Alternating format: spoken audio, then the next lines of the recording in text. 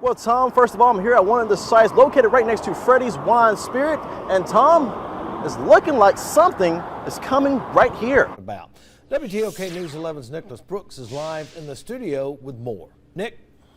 Mayor Jimmy Smith calls gun violence a public health crisis, a crisis that continues to threaten every neighborhood in the Queen City. This is where it all started for Miss Mary Johnson. Right behind me is the house that she grew up in.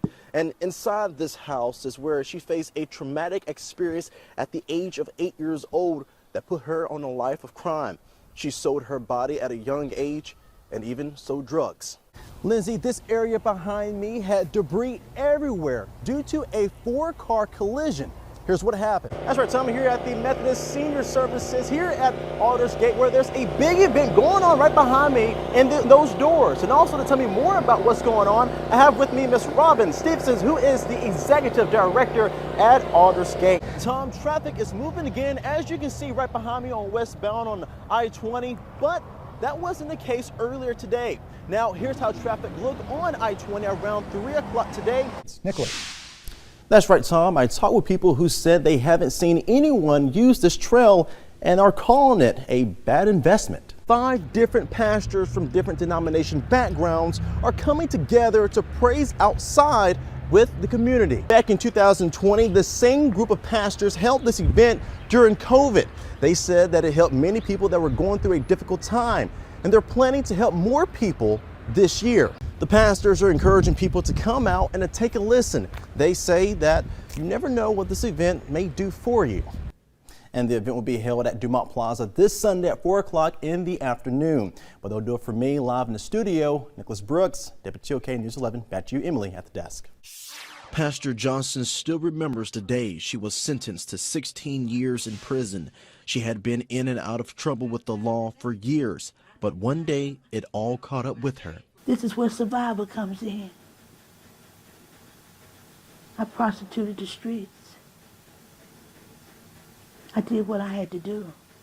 I was pimped out, pimped in, pimped over, pimped through this city, Meridian, Mississippi.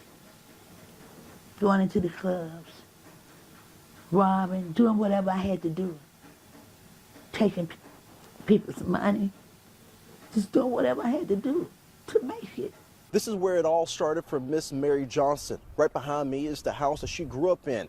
And inside this house is where she faced a traumatic experience at the age of 8 years old that put her on a life of crime. She sold her body at a young age and even sold drugs. I was adopted into this family by my real father, but my mother that raised me couldn't have children. Every Saturday, mother would go out to the grocery store. I would be here and wait on the milkman. My father went a size 13D shoe, so you know he was a big man. Snatched me at the age of 8 years old off of my bed and molested me. I was bloody as a goat.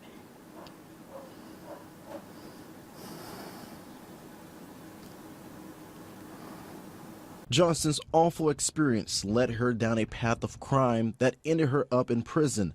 She went to prison in 1988, but it was in 1989 when she decided to turn her life around. One day, there was a prison minister that came to Johnson's cell that said to her, "Hey, you, in cell block 6,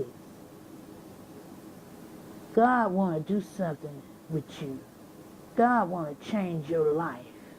This was the turning point for Johnson. And I said, I cannot go back to Lauderdale County, Meridian, Mississippi, the same way I left. She kept her word and got her minister license in 1998. The good news didn't stop there. With good behavior, she was let go from prison in 2001.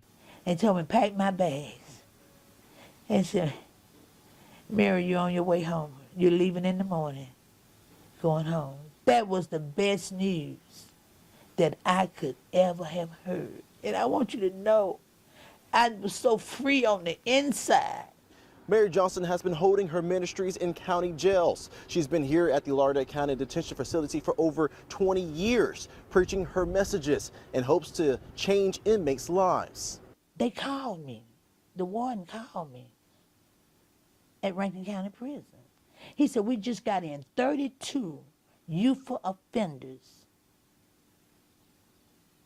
Miss Mary. And they're all gang members, different gangs. And we can't do nothing with them. They said, will you come back to the prison and do the ministry? Do some ministry. Help us get these youthful offenders under control. That was Johnson's first big opportunity to put her preaching skills to the test. To this day, Johnson has continued to preach to inmates. She says anyone can turn their pain into power. In Meridian, Nicholas Brooks, WTOK News 11. Well, Tom, first of all, I'm here at one of the sites located right next to Freddy's Wine Spirit. And Tom, it's looking like something is coming right here. Now, for the drivers that have been driving around town, you may have noticed some construction being done in empty lots. Well, crews are laying down the foundation to welcome 3 new businesses. Next to Freddy's Wine Spirit, that's where I'm at right now. You can see a construction being built. And behind Jack's Restaurant, a building is already up. And on 29th Avenue behind the North Hills Dollar Tree, a vacant lot offers an opportunity to someone wanting to invest. Have something. I got to have something for my mind to rest. My mind cannot rest. That's my only boy. That's my baby. That's my baby. Family and friends of all ages gather at the home where Johnny spent most of his time, sharing their thoughts and their last moments with him. He was just at my house the night before it happened. And some reason I was asking him to stay because he loved to eat. I told him I was cooking. And he said, I'll be right back. I'm finna go to Marie's house to go see Mary, and I'll be right back. Johnny's sister, LaKasha, was in disbelief when she received a call just 3 hours after being with Johnny. I've been sitting at home. I sit at home all the time, and I just sit there to think about my brother. He didn't deserve to what happened to him. I got the phone call.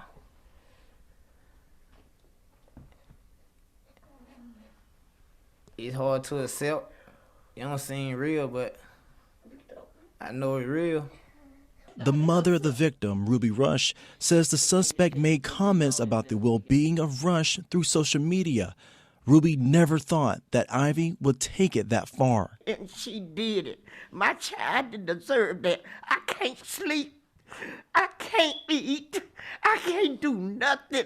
And then they talk about she brain dead and she ain't able to stand trial. We deserve some kind of justice for my child the way he was taken. The Meridian Police Department says despite the condition of the suspect, she will still be charged with murder. She's in a state to where her mental capacity doesn't grant her the ability to successfully answer questions and or defend herself. We know that because of the circumstances of the evidence that we are going to present, that she will be charged. That is not a question. We want to make sure that she's in a better condition to be able to stand trial successfully. The family is still very emotional when it comes to Johnny. Special t-shirts were made in honor of him. Johnny's oldest sister, Pamela Rush, says she has to continue her life without her brother walking with her. She broke me. This hurt me to the core. He was everything. I look for John. I hear John calling me. And I can't help him. I'm supposed to protect my brother. Throughout the tough times, one family friend has been there to offer the love of Johnny's family and says they won't stop until something is done. You know, watching her go through this dilemma day by day, night by night, you know, crying, her mom, her sisters, justice shall be served. And we're prepared if we have to go all the way to the state senator's office with this. We just want justice for my brother. The suspect, Mary Ivy, will be charged with murder for taking the life of Johnny Rush. Lindsay, this area behind me had debris everywhere due to a 4-car collision. Here's what happened. Police say that a flatbed truck was stolen this morning from Daniels Roofing Company. Officers spotted the stolen truck on North Hills and tried to make a traffic stop. but the suspect drove away and ended up crashing into 3 other cars near Winn-Dixie after a high-speed chase. The suspect tried to run away but was taken down and put in handcuffs. This is the second flatbed truck stolen from a business in 3 days. Slate Steel also had a flatbed truck stolen Sunday. Now, police say that they don't know as of right now that the person that they arrested today is the same person that stole a flatbed truck from Slate Steel Sunday and drove it into the Silver Dollar pawn shop, causing the owner thousands of dollars worth of damage. But for now, live in Meridian, Nicholas Brooks, WTOK News 11. And back to you, Lindsay. Tom, the death of a Meridian police officer and a pregnant woman has people on edge. A crowd of people witnessed the aftermath of the shooting yesterday. We revisited the West Gates Hills neighborhood and talked with people who say they're not happy with the violence in the city. One woman shares how she knew Officer Kenneth Kroom and why she calls him a hero. Really need to stop. It comes from the head. And all these officials that we vote in, what are y'all doing? What are y'all doing with these guns? Too many cases, it's not been solved. He was an officer for my own domestic violence case. From the moment he handled it on and off, he was helpful to me. He was beneficial. He became a close confidant. He was probably one of the best men that I can say that I've met. Didn't drink, didn't smoke, highly educated, bachelor's and master's. He cared. I think that is the defining, that is the definition, that's the difference. He cared. Doris Anderson says Kroom was a true hero to her. Well, time to do it for me live in the studio. Nicholas Brooks, WTOK News 11. That's right, Tom. I talked with people who said they haven't seen anyone use this trail and are calling it a bad investment.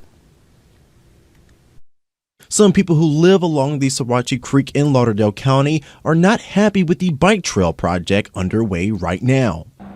It's a waste of money. That's all it is. This trail is meant for bicyclists, runners, and people just to get a good walk in. But many people that live in this area say this project is a waste of money. It's a colossal waste of freaking money. They've been better off paving the streets and they are doing what they're doing here. All that is just a trail for robbery. Mayor Jimmy Smith calls gun violence a public health crisis, a crisis that continues to threaten every neighborhood in the Queen City. The mayor says there's a spike in the use of high-powered semi-automatic weapons in Meridian. AK-47 guns like Uzis and Dracos are on the streets. Mayor Smith believes the guns are coming in the city illegally and are ending up in the hands of criminals. Police will obviously confiscate and secure a weapon if it's lost, stolen, or was involved in a crime.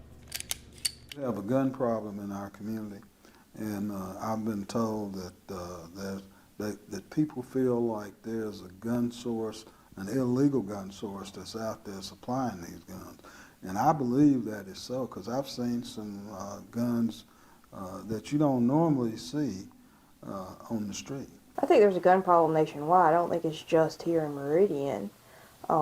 Yes, we have seen Uzis, we've seen AR-15s, Dracos. We've seen different ones over the last several years. Is it common? I wouldn't say it's common, but they are out there. Obviously, owning a high-powered weapon is not a crime in Mississippi.